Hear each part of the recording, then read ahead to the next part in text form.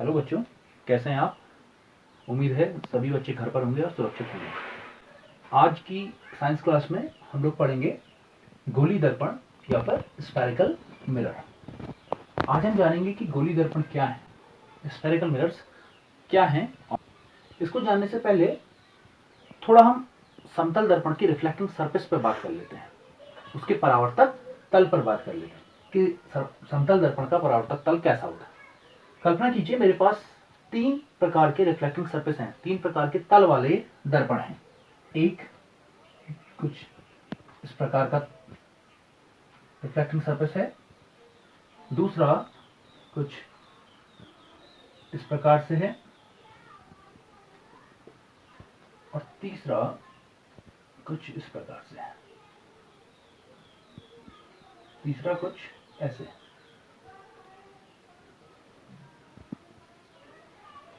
तो हम कह सकते हैं, इसको नाम दे देते हैं हम, यह है ए, यह है बी और यह है सी। अब आप लोग ध्यान से देख के बताइए, इन तीनों मिरर्स में जो रिफ्लेक्टिंग सरफेस है उनमें क्या अंतर आपको लग रहा है।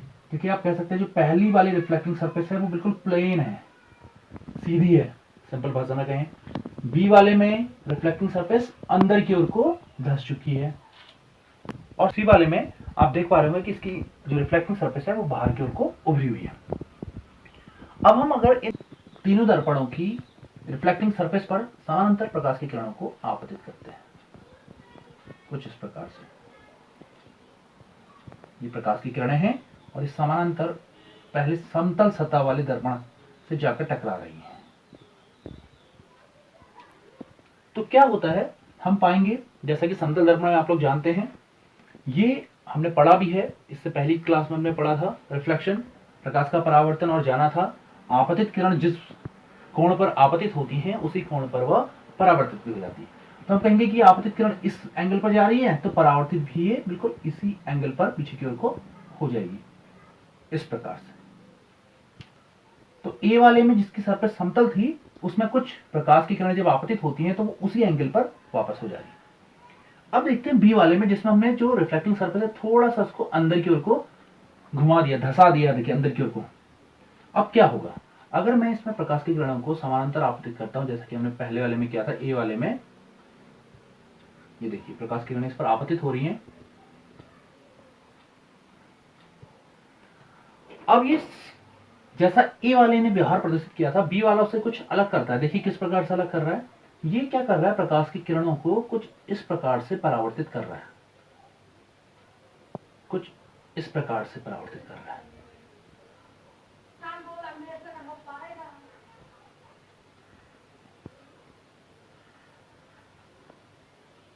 कुछ इस प्रकार से परावर्तन यहां पर को दिख रहा है। देखिए आप क्या देख पा रहे हैं, आप देख रहे होंगे प्रकाश की किरणें ए वाले से कुछ अलग प्रकार से परावर्तित हो रही हैं। अब सी वाले में भी देख लेते हैं, जिसमें हमने परावर्तक सतह को बाहर की ओर को उभार दिया। इस पर भी अगर हम प्रकाश की किरणों को ऐसे समानांतर आपतित करते हैं तो ये क्या करता है,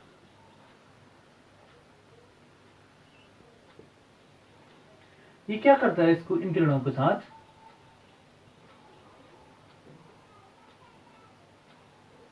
देखिए, अगर हम इस पर समांतर प्रकाश की किरणों को आपतित कर रहे हैं सी वाले मिरर पर, तो ये क्या कर रहा है, ध्यान दीजिए, ये किरणों को कुछ इस प्रकार से परावर्तित कर दे रहा है।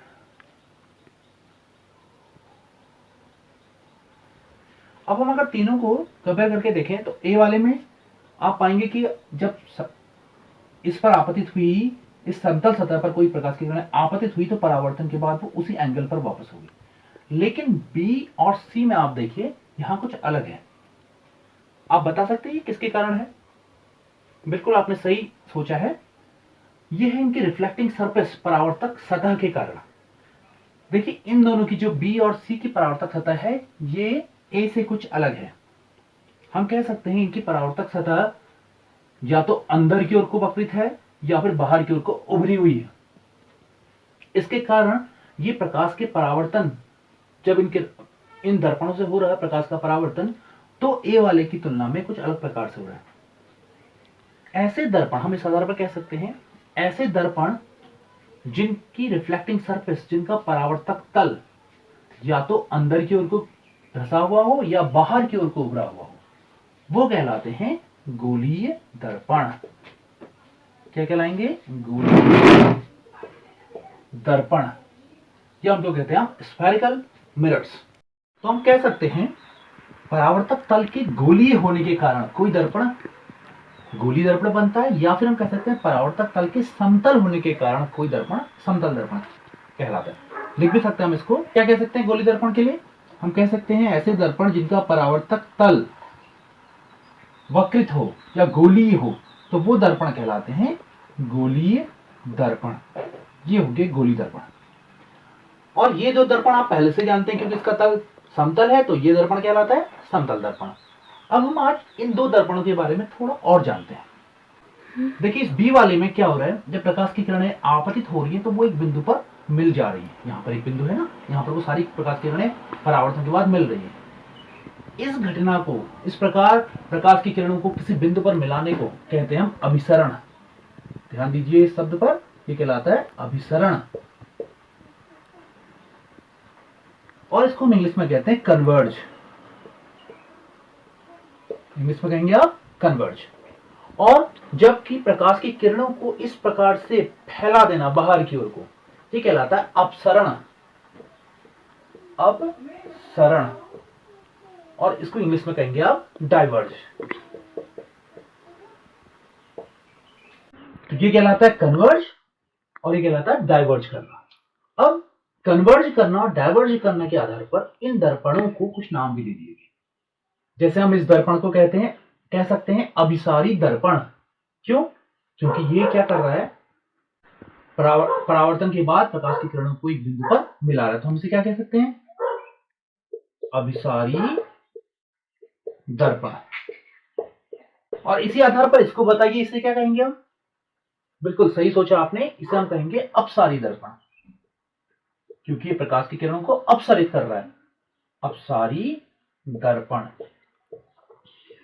ये तो बात हुई, ये नाम दे दिया हमने इस पर प्रकाश की किरणों के आपतन और परावर्तन के कारण कि इस प्रकार से रिफ्लेक्टिंग सरफेस परावर्तित कर रही है।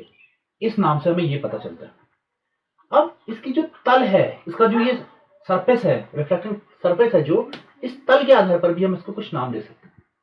देखिए इसकी जो रिफ्लेक्टिंग सरफेस है अंदर की ओर को धसी हुई है, तो ऐसा तल जो अंदर की ओर को धसा हो वो कहलाता है अवतल। क्या कहलाएगा? अवतल।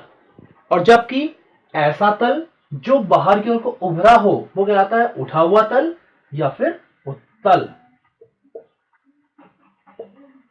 दर्पण।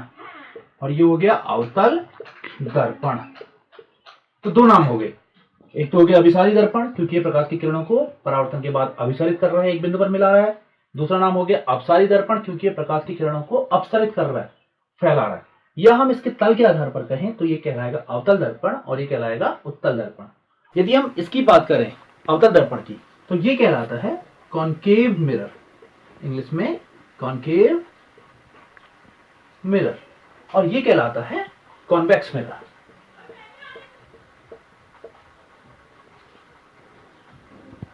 तो दो प्रकार के दर्पण हो गए गोली दर्पण। आज हमारे कौन कौन से पढ़े हमने? इनके तल के आधार पर दो प्रकार के दर्पण हैं, एक जिसका तल अंदर को है वो है अवतल और एक जिसका तल बाहर की ओर को उभरा है वो है उत्तल या फिर कॉन्वेक्स या कॉनकेव मिरर। तो आज की क्लास में हम यहीं तक पढ़ेंगे। आज जो आपने प्रश्न करने हैं वो करना है, पहला एक प्रश्न करना है आपने, अवतल और उत्तल दर्पण में चित्र सहित अंतर बताना है आपने। उसके रिफ्लेक्टिंग सरफेस के आधार पर, उसके परावर्तक तल के आधार पर इस किरण आरेख की सहायता से, जो ये आरेख बना है ना, इसे किरण आरेख कहते हैं या रे डायग्राम, इस किरण आरेख की सहायता से आपने अवतल और उत्तल दर्पण में अंतर बताना है। आज का जो आपका प्रश्न है। और कल की क्लास में हम जानेंगे कि अवतल दर्पण और उत्तल दर्पण किस प्रकार से बने होते हैं। तो आज के लिए यहीं तक। Thank you.